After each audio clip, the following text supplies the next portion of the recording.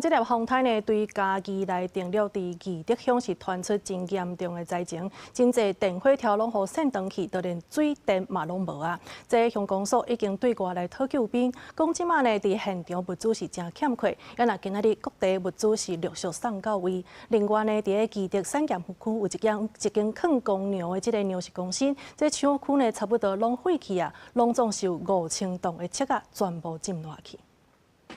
电火条断了，怀倒伫嘉义县第19线路边，但若是风台时，1958年有记录以来第一个为嘉义定录风台破坏力真惊人。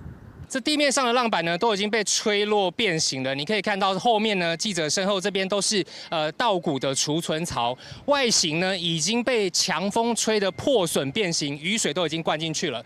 这个厂主说呢，5000吨的公粮已经全部报废。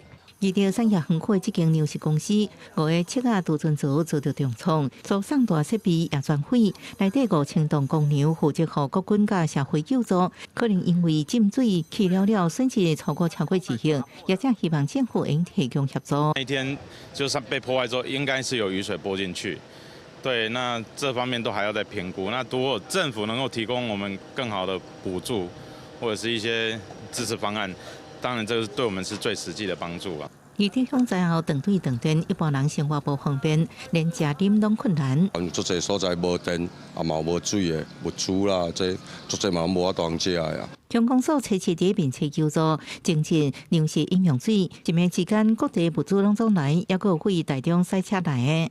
没有水，没有电嘛，那我们就是希望我们提供像八宝粥这种东西，那。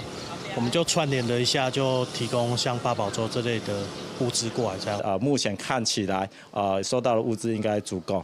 好，那我们会陆陆续续把这些物资发到灾民的身上。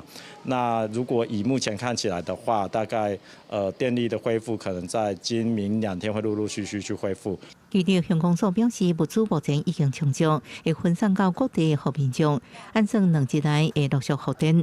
嘉义县区强调，各地路树电火条都较真严重，阻断交通的部分会先处理。记者综合报道。